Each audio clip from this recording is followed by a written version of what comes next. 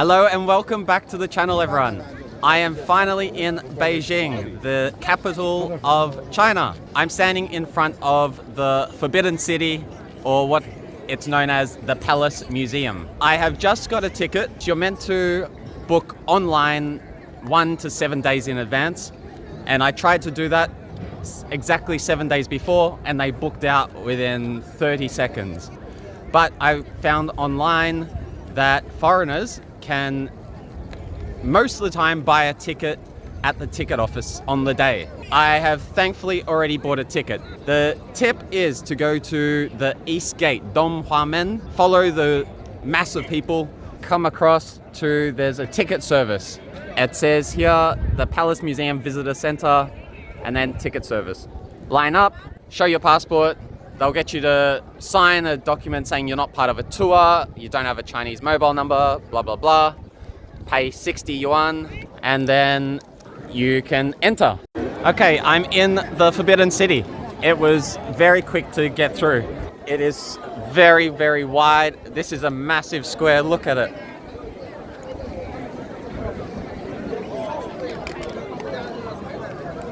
Huge.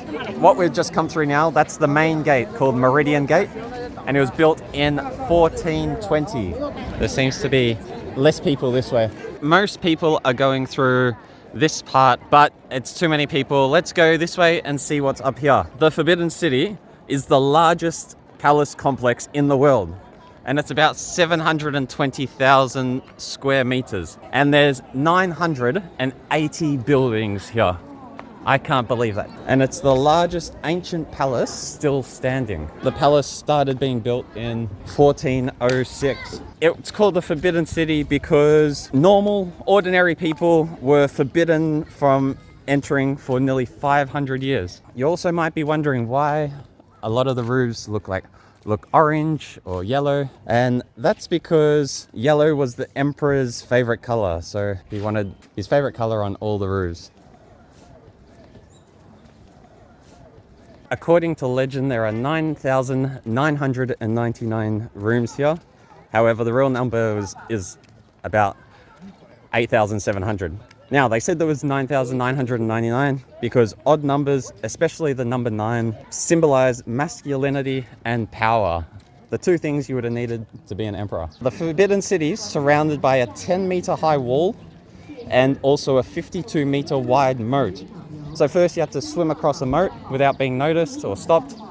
Then you had to somehow climb over a 10-meter building, a 10-meter wall, and watchtowers throughout as well. So you had to avoid them seeing you. I wonder if they had like crocodiles in the moat. The Forbidden City is called the Palace Museum because today it holds about 1.8 million cultural relics, such as paintings, ceramics, other rare treasures. So it's one of the biggest, if not the biggest, museum in the world. And the buildings, look at them, and they have that blue and green and gold with colors, dragons, and the red. We've come back to that area where all the people were going to, and I can understand why. These buildings are massive. And look at these like viewing platforms, I think. I don't know what they are. There's 3 levels. And it looks amazing. So these are more like viewing areas. You might stand here and watch, I don't know, some ceremony go along. And here we got dragon heads sticking out. Wow, and we've come behind the building.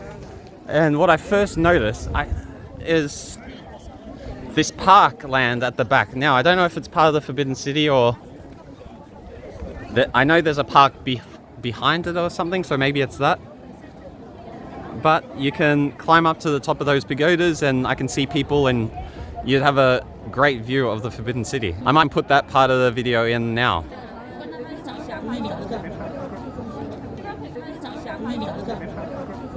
Here we got a large stone carving. So it's been split into 3 parts. So we've got the long part at the bottom, then there's 2 up. The stone was quarried from 80 kilometers away from here, and it would take about 28 days for 20,000 laborers to take it the 80 kilometers. And I don't know what it is, but there's all this, I don't know if you can see it, there's all this fluff here. Look, fluff. When I got off the train from Dandong, this was all in the train station, but they were renovating it, so I thought it might be from that. But everywhere in Beijing I've been, it's all this, it must be from trees here. A nice like alleyway with the sloped roofs and the wall. Okay, so we're back in the Imperial Garden, and this was originally named the rear garden of the palace. It was first built in 1420, but what I really love about this garden, it's these rock designs or creations. This is the northern gate, and just like the southern gate, it was built in 1420. This is as far as I can go. I want to go back in, but that's the garden, which we can go up there, and it overlooks the palace. And that's the gate. As I said earlier, there are 980 buildings. We haven't seen that many buildings. I don't want to see that many buildings.